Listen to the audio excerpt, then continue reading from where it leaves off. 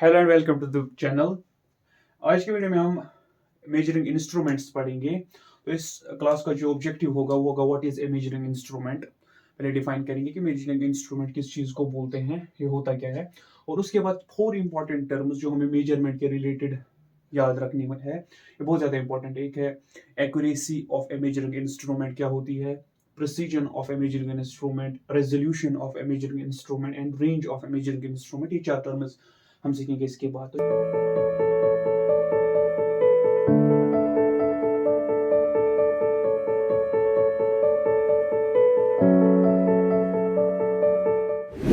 शुरू करते हैं पहले what is a measuring instrument. तो what is a measuring instrument.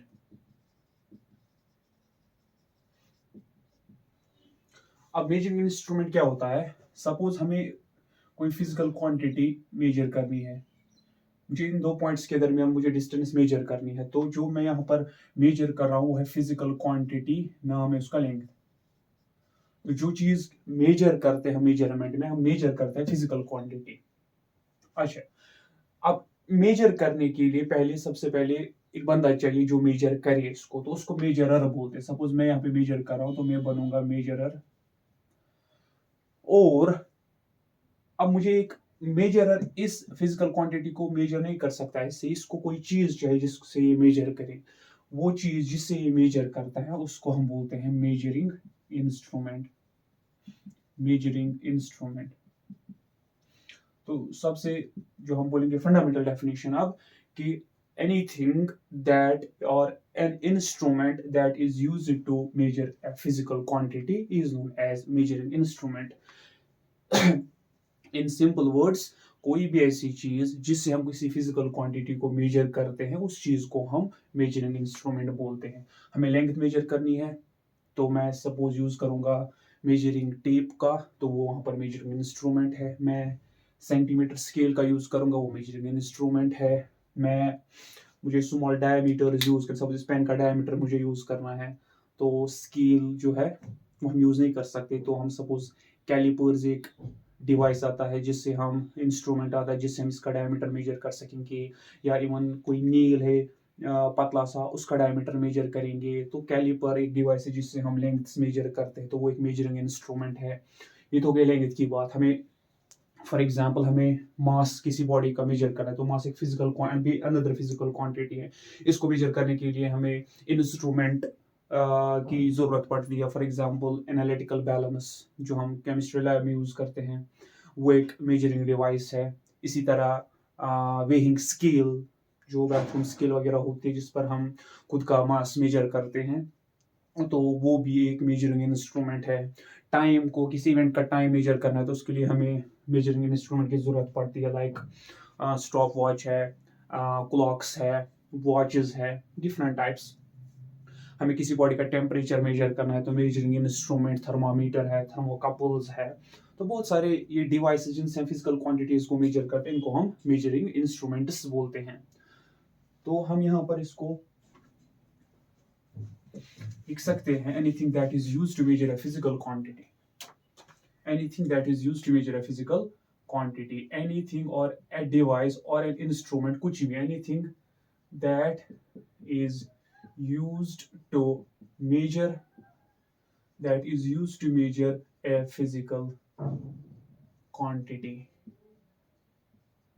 और जो ये is known as measuring instrument, और जो ये measuring instrument यूज करेगा, यानी कि मेजरमेंट उठाएगा, उसको मेजरर बोलेंगे।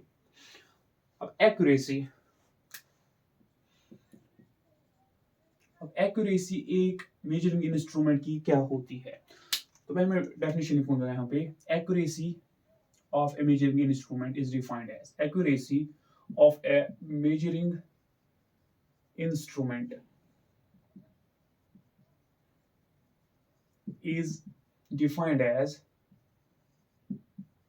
the closeness of its measured value,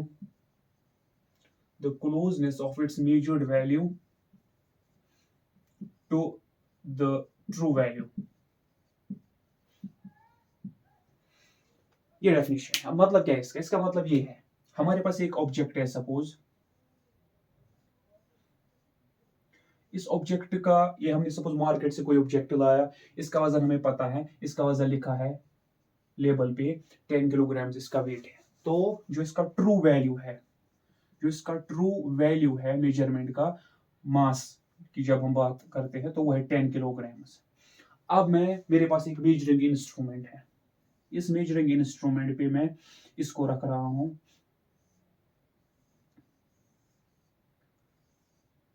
यहाँ पर हमें रीडिंग देता है। तो जब मैं इस बॉक्स को इस मेजरिंग इंस्ट्रूमेंट पे रखूंगा तो सपोज ये रीडिंग देता है, वहां पे 10 की बजाय इसने रीडिंग दे दी 9.5 kilogram.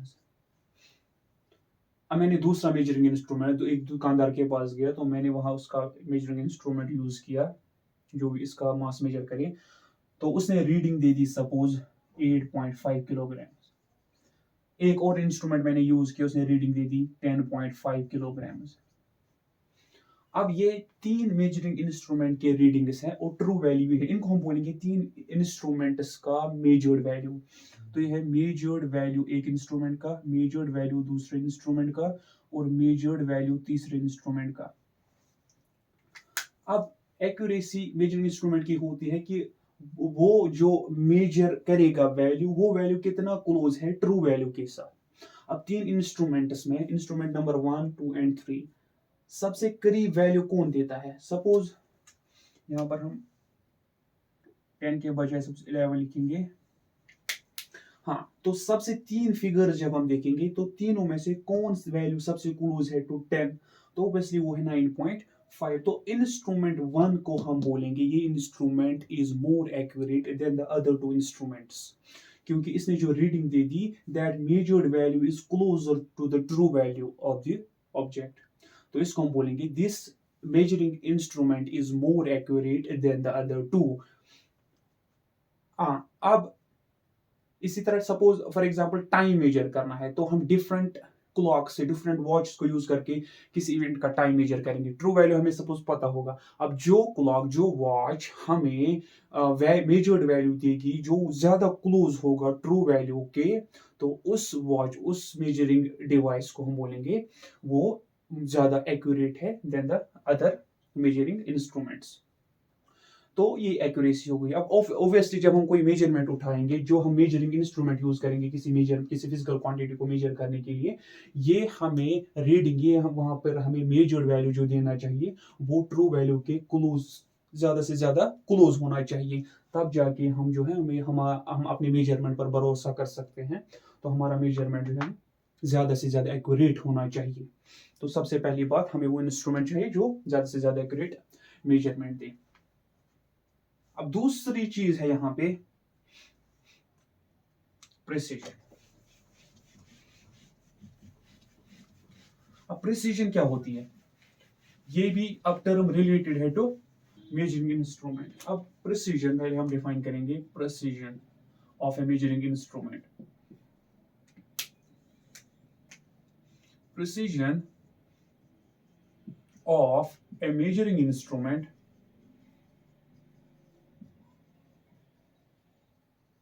is defined as the closeness of its, उसमें था of its measured value, इसमें आएंगे बहुत सारे values, as the closeness of its measured values, उसमें था to the true value, इसमें है to each other, मतलब क्या है इसका, और how is different from accuracy। अब फिर से वही बॉक्स जिसका ट्रू वेट हमें पता है, उसका ट्रू मास हमें पता है 10 किलोग्राम। फिर से मैंने एक मेजरिंग इंस्ट्रूमेंट लिया। अब मैं यहाँ पे एक्यूरेसी में हम बहुत सारे इंस्ट्रूमेंट्स चेक करते हैं, फिर देखते हैं कौन ज्यादा एक्यूरेट है। यहाँ पर हम एक इंस्ट्रूमेंट का यूज करते हैं। एक इंस्ट्रूमेंट की प्रिसीजन देखने के लिए एक इंस्ट्रूमेंट पे हम रीडिंग्स बार बार लेंगे। मैं अब इसको इस पे रखूंगा, तो ट्रू वैल्यू हमारा है 10 किलोग्राम। मैंने इसको एक बार इस पे रखा, मैंने कोई इंस्ट्रूमेंट लाया, एक बार इस पर रखा, तो मैंने मेजर्ड वैल्यू की रीडिंग नंबर 1 उठाई, तो वो थी सपोज 9.5 किलोग्राम। उसके बाद मैंने इसको नीचे लाया, फिर से स्टार्ट किया, फिर से दूसरी रीडिंग ले ली, तो मेजर्ड वैल्यू दूसरी जो है वो भी 9.5 किलोग्राम, तीसरी बार भी ओबियसली 9.5 किलोग्राम। अब मैं मल्टीपल रीडिंग्स उठाता हूं और सारे रीडिंग्स वैल्यूज जो है वो सेम ही है, लेकिन सारे हैं different from the true value. अब जब एक्यूरेसी की बात आती है तो हमें देखना होता है मेजर्ड वैल्यू कितना क्लोज है ट्रू वैल्यू से, जितना ज्यादा क्लोज होगा हमारा मेजरमेंट उतना ज्यादा एक्यूरेट है। प्रिसीजन में हमें देखना है, हमें ट्रू वैल्यू की तरफ नहीं देखना है, प्रिसीजन में हमें देखना है जो ये वैल्यूज मेजर हमने की ये आपस में क्लोज है कि नहीं है। तो क्लियरली जब मैं बार बार रीडिंग उठाऊंगा तो 9.5 9.5 9.5 किलोग्राम्स उठाएगा। तो अगर ऐसा एक इंस्ट्रूमेंट है जिसने सारे वैल्यूज 9.5 दे दिए तो हम कहेंगे ये इंस्ट्रूमेंट प्रीसाइज है, फिर चाहे एक्यूरेट हो ना हो लेकिन प्रीसाइज है, क्योंकि जितने भी रीडिंग्स मैंने इसी से उठाए इसने सारे वो सेम दे दिए, तो ये ज्यादा प्रीसाइज है। ज्यादा क्या, ये प्रीसाइज इंस्ट्रूमेंट है हमारा। तो इससे पता चलता है कि प्रिसीजन डिपेंड नहीं करता है एक्यूरेसी पे। किसी भी इंस्ट्रूमेंट की जो प्रिसीजन होती है वो एक्यूरेसी पर डिपेंड नहीं करते। इवन ये मेजरमेंट दे सकता था मुझे 10 के बजाय, सपोज 9.5 के बजाय 8 किलोग्राम, दूसरी रीडिंग उठाई फिर से 8 किलोग्राम, तीसरी रीडिंग उठाई फिर से 8 किलोग्राम, तो हम कहेंगे our instrument is very precise, क्योंकि सारे रीडिंग सेम देता है। लेकिन जब हम रीडिंग को एक्चुअल ट्रू वैल्यू से कंपेयर करेंगे तो बहुत दूर है, तो ये एक्यूरेट नहीं है। तो एक इंस्ट्रूमेंट परफेक्टली प्रीसाइज हो सकता है लेकिन एक्यूरेट नहीं हो सकता, और अदरवाइज भी है। एक इंस्ट्रूमेंट परफेक्टली एक्यूरेट हो सकता है लेकिन प्रीसाइज नहीं हो सकता, या परफेक्टली एक्यूरेट नहीं बोलेंगे, एक्यूरेट हो सकता है लेकिन प्रीसाइज नहीं हो सकता। इसकी एग्जांपल ऐसे है, फॉर एग्जांपल ट्रू वैल्यू है 10, तो एक इंस्ट्रूमेंट है, तो मैंने इसे मेजर किया तो इसने पहले रीडिंग दे दी 9.5 किलोग्राम, दूसरी रीडिंग इसने दे दी 10.5 किलोग्राम, तो दो रीडिंग सपोज मैंने ले ली। अब अगर हम यहाँ पर देखेंगे, यहाँ पर जब हम दोनों का मीन निकालेंगे तो ये दो रीडिंग्स इसने दी थी, 9.5 भी है क्लोजर टू 10 क्योंकि 10 से पीछे ये थोड़ा, और 10.5 भी है क्लोजर टू 10 क्योंकि 10 के दूसरे साइड से है। अगर ये 10 है यहाँ पे तो 9.5 क्लोज है यहाँ पे 10 को, और 10.5 भी क्लोज है दूसरी साइड से, लेकिन दोनों क्लोज हैं। जब हम दोनों का मीन लेंगे 9.5 प्लस 10.5 डिवाइडेड बाई 2 वो आ जाएगा 10। तो हमारा जो इंस्ट्रूमेंट है वो एक्यूरेट है लेकिन प्रीसाइज नहीं है, क्योंकि इसने जो दो रीडिंग्स दे दी वो एक दूसरे से दूर है, 9.5 10.5 वो बहुत ज्यादा दूर है एक दूसरे से। तो इस केस में इंस्ट्रूमेंट एक्यूरेट तो है लेकिन प्रीसाइज ही नहीं है। तो हम ये कह सकते हैं इन शॉर्ट कि एक इंस्ट्रूमेंट जो एक्यूरेट है जरूरी नहीं है वो प्रीसाइज है, एक बात। दूसरी बात, एक इंस्ट्रूमेंट परफेक्टली प्रीसाइज हो सकता है लेकिन एक्यूरेट नहीं हो सकता। दोनों एग्जांपल्स मैंने समझा दिए। अब हम चाहते क्या है, अब हम ये चाहते हैं कि हमारा इंस्ट्रूमेंट में दोनों क्वालिटीज हो, वो एक्यूरेट भी हो और वो प्रीसाइज भी हो। नेक्स्ट है हमारा प्रिसीजन के बाद resolution of A measuring instrument. एक और टर्म है जो हम मेजरिंग इंस्ट्रूमेंट के बाद जब आती हैं तो ये यूज होते हैं, तो इनकी मीनिंग पता होनी चाहिए।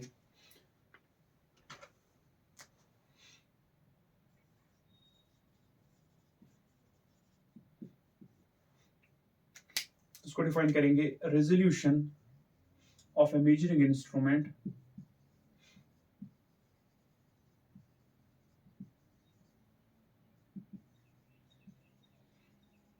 is defined as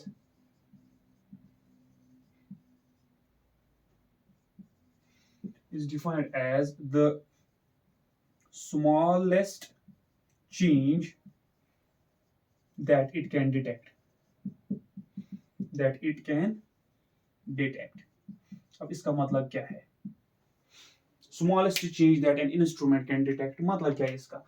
हमारे पास फिर से सपोज मैं अब दूसरा कोई मेजरिंग इंस्ट्रूमेंट लूंगा, सपोज ये वोल्टीमीटर है, हमें वोल्टेज मेजर करनी है एक सर्किट में।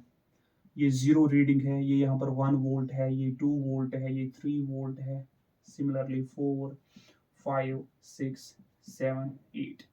तो सपोज ये 8 वोल्ट तक ये हमें वोल्टेज मेजर करके देता है, उसके बाद नहीं देता।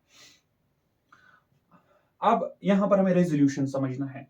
अब मैंने इसको सर्किट में कनेक्ट किया, स्विच मैंने ऑन किया, जब स्विच ऑन हो गया तो जो ये यहाँ पर नीडल है तो मैंने स्विच ऑन किया तो सपोज सर्किट में वोल्टेज आई 0.1 वोल्ट स्टार्टिंग से, तो वोल्टेज बढ़ रही है, 0.1 वोल्ट आया।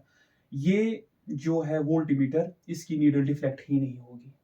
0.2 वोल्ट मैं बढ़ाऊंगा, नहीं डिफ्लेक्ट होगी। 0.3, 0.4, 0.5, 0.6, जब तक मैं 1 वोल्ट वोल्टेज सर्किट में नहीं आएगी या लाऊंगा, तब तक नीडल डिफ्लेक्ट नहीं होगी। क्यों? क्योंकि 0 और 1 के दरमियान सब डिविजन है ही नहीं। ये सबसे छोटी रीडिंग जो ये डिटेक्ट करता है, सबसे कम वोल्टेज जो डिटेक्ट कर पाता है, वो है 1 वोल्ट की।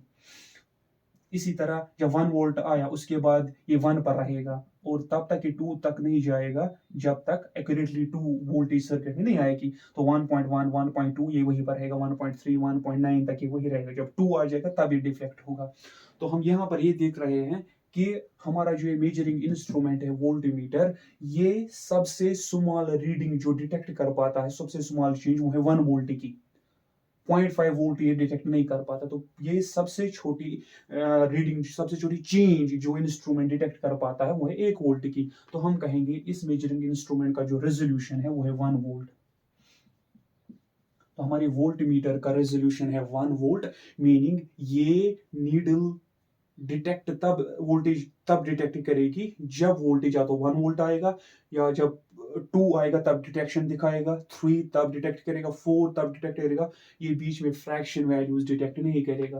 अब अगर हम चाहते हैं कि हमारे सर्किट में वोल्टेज है वो फ्रैक्शन भी हो सकता है, हमें वो मेजर करनी है, तो हम हायर रेजोल्यूशन वाला वोल्टीमीटर लाएंगे, मीनिंग जिसमें 1 वोल्ट के बजाय like fraction of A volt भी मेजर कर पाएगा। सपोज मिली वोल्ट वाला वो वोल्टीमीटर जिसकी रेजोल्यूशन मिली वोल्ट होगी, तो यानी कि वो 1 वोल्ट नहीं बल्कि 1 वोल्ट का 10th हिस्सा या 100th हिस्सा या 1000th हिस्सा भी डिटेक्ट कर पाएगा। उसको हम बोलेंगे हमारा मिली वोल्ट जो है वो उसका रेजोल्यूशन हाई है देन वोल्टमीटर, जो नॉर्मल वोल्टमीटर 1 वोल्ट 2 वोल्ट में मेजर करता है। तो हम यहाँ पर अब रेजोल्यूशन की बात जब आई, तो हम चाहते हैं कि जो हमारा मेजरिंग इंस्ट्रूमेंट हो, ये इसका जो रेजोल्यूशन होना चाहिए वो हाई होना चाहिए। और हाई रेजोल्यूशन का मतलब है वो स्मॉल से स्मॉल चेंज को डिटेक्ट करना चाहिए। तो वोल्टमीटर जो 1 वोल्ट 2 वोल्ट जिसका 1 वोल्ट रेजोल्यूशन है, ये उतना अच्छा मेजरिंग इंस्ट्रूमेंट नहीं है हमारे लिए जितना मिली वोल्ट वाला जिसका रेजोल्यूशन 1 मिली वोल्ट होगा, क्योंकि वो स्मॉल से स्मॉल चेंजेस को डिटेक्ट कर पाएगा। इसी तरह फॉर एग्जांपल हम वॉच पहनते हैं, तो वॉच से हम या कोई भी वॉच हो चाहे फिर एनालॉग हो या डिजिटल हो, हम जो वो पहनते हैं तो हमारी जो नीडल होती है तो वो एक टिक मीन्स 1 सेकंड, अनदर टिक मीन्स अनदर सेकंड। लेकिन अगर हम कोई ऐसा इवेंट मेजर कर रहे हैं, कोई ऐसा फिनोमेना मेजर कर रहे हैं, कोई चीज मेजर कर रहे हैं जिसका टाइम जरूरी नहीं है इंटीग्रल मल्टीपल ऑफ सेकंड्स आए, 1 सेकंड 2 सेकंड 3 सेकंड आए, बल्कि 1.5 सेकंड भी आ सकता है, 3.5 3.2 3.6 सेकंड कुछ भी आ सकता है। तो हमारा जो क्लॉक है नॉर्मल, सॉरी हमारी जो वॉच है नॉर्मल, तो वो मिनिमम टाइम जो डिटेक्ट करेगी वो 1 सेकंड करेगी, तो आधा नहीं करेगी, तो हम मेजर ही नहीं कर पाएंगे। तो उसके लिए हमें चाहिए वो एक वॉच, वो एक टाइम मेजरिंग इंस्ट्रूमेंट जिसकी रेजोल्यूशन हमारी वॉच से ज्यादा हो। तो वैसे स्टॉप वॉच मिनिमम टाइम जो मेजर करती है वो है 1 सेकंड के बजाय 0.1 सेकंड। तो वो 0.1 सेकंड भी मेजर कर पाती है, डिटेक्ट कर पाती है टाइम, यानी कि मेजर कर पाती है। तो हम कहेंगे जो स्टॉप वॉच है इसका रेजोल्यूशन ज्यादा है जो हमारी नॉर्मल वॉच होती है। तो ये तो था रेजोल्यूशन का कॉन्सेप्ट। नेक्स्ट है रेंज। हम रेंज इसी से हम पे समझ सकते हैं range of A measuring instrument क्या होता है। Range of A measuring instrument होता है difference between maximum value and the minimum value that A measuring instrument can measure. यहाँ पर हमारा जो सपोज वोल्टमीटर की एग्जांपल लेंगे, यहाँ पर जो ये वी मैक्स मेजर कर पाता है वो है 8 वोल्ट इसकी एग्जांपल, और मिनिमम वोल्टेज जो ये डिटेक्ट करेगा वो है 0 वोल्ट। जब नीडल हिलेगी ही नहीं दैट मीन सर्किट में कोई वोल्टेज ही नहीं है। तो जब हम we max maximum limit minus minimum limit करेंगे तो वैल्यू आएगा 8 माइनस 0, वो कितना आ जाएगा 8 वोल्ट। तो हम कहेंगे हमारी मेजरिंग इंस्ट्रूमेंट, इस मेजरिंग इंस्ट्रूमेंट की जो रेंज है वो है 8 वोल्ट। मीनिंग ये 0 से 8 वोल्ट तक मेजर कर पाएगा वोल्टेज। अगर वोल्टेज सर्किट में 8 वोल्ट से ज़्यादा होगी तो ये हमारा इंस्ट्रूमेंट किसी काम का नहीं है। तो किसी भी रीडिंग को लेने से पहले, किसी भी फिजिकल क्वांटिटी को मेजर करने से पहले जो हम चूज करेंगे मेजरिंग इंस्ट्रूमेंट, तो हमें पहले ये भी देखना है कि क्या हमारी रीडिंग इस इंस्ट्रूमेंट के रेंज में आती है कि नहीं आती है। मीनिंग अगर मुझे किसी सड़क की लेंथ मेजर करनी है तो मैं सेंटीमीटर स्केल नहीं उठा सकता। क्यों? क्योंकि वो छोटी होती है। हमारी जो फिजिकल क्वांटिटी की लेंथ है, सड़क की लेंथ, वो हमारे मेजरिंग इंस्ट्रूमेंट के रेंज से बहुत ज़्यादा बाहर है। तो मुझे एक ऐसा इंस्ट्रूमेंट चाहिए जो इससे ज़्यादा बड़ा हो, जिसकी रेंज इससे ज़्यादा हो। तो हम वो मीटर्स, वो मेजरिंग टेप वगैरह यूज़ करते हैं जिसकी लेंथ बहुत ज़्यादा होती है। तो इसलिए हमें जो है कोई भी मेजरमेंट लेने से पहले हमें इंस्ट्रूमेंट की रेंज भी देखनी होती है। अदरवाइज मुझे 20 वोल्ट से ऊपर मेजर करनी है तो ये 8 वोल्ट वाला जो इंस्ट्रूमेंट है, 8 वोल्ट जिसकी रेंज है, ये इंस्ट्रूमेंट किसी काम का नहीं आएगा। तो 4 टर्म्स जब भी हम एज ए मेजरर काम करेंगे तो हमें देखना है कि जो हम इंस्ट्रूमेंट अपने एक्सपेरिमेंट के लिए यूज कर रहे हैं ये एक्यूरेट है कि नहीं है। दूसरी बात, प्रीसाइज भी होना चाहिए। तीसरी बात, ये हाई रेजोल्यूशन वाला होना चाहिए। और ओबियसली कुछ सिचुएशंस ऐसी भी होंगी जहां पर ज्यादा हाई रेजोल्यूशन मैटर नहीं करेगा। तो फॉर एग्जांपल हमें किलोमीटर मेजर करने हैं तो किलोमीटर्स में एक एमएम का एरर तो आते ही है, एमएमएस में एरर। तो जब किलोमीटर्स मेजर करने हो तो इतना हाई रेजोल्यूशन भी नहीं देखना है कि हमारा जो मेजरिंग टेप है तो उसका रेजोल्यूशन मिनिमम जो वो हमें दिखाना चाहिए वो सपोज मिलीमीटर है, तो जरूरी नहीं है। तो वहां पर एरर अगर सेंटीमीटर का भी आएगा तो चलेगा। तो उतनी ज़्यादा हाई रेजोल्यूशन की ज़रूरत नहीं है। तो कितना हाई रेजोल्यूशन वाला इंस्ट्रूमेंट हमें चाहिए, ये ऑफ कोर्स डिपेंड करेगा हमें एक्सपेरिमेंट में कितनी ज़्यादा एक्यूरेसी चाहिए। तो जितनी ज़्यादा एक्यूरेसी हमें मेजरमेंट में चाहिए, उतना हाई रेजोल्यूशन वाला हम मेजरिंग इंस्ट्रूमेंट लेंगे। और इसी तरह of course range of A measuring instrument भी हमें देखना है कि हम जो मेजर कर रहे हैं वो मेजरिंग इंस्ट्रूमेंट के रेंज में आता है कि नहीं आता है। तो जो हमारा ऑब्जेक्टिव था इस क्लास का कि मेजरिंग इंस्ट्रूमेंट किसको बोलते हैं, वो भी मैंने कोशिश की समझाने की। और फिर 4 important terms related to measuring instrument, ये भी मैंने समझाने की कोशिश की। Accuracy, precision, resolution and range. और जो इंपॉर्टेंट था कि एक इंस्ट्रूमेंट एक्यूरेट हो सकता है, प्रीसाइज नहीं हो सकता। एंड अदरवाइज भी कि एक प्रीसाइज हो सकता है, एक्यूरेट नहीं हो सकता। लेकिन हम ऐसा इंस्ट्रूमेंट चाहते हैं जो एक्यूरेट भी हो और प्रीसाइज भी हो। Thank you.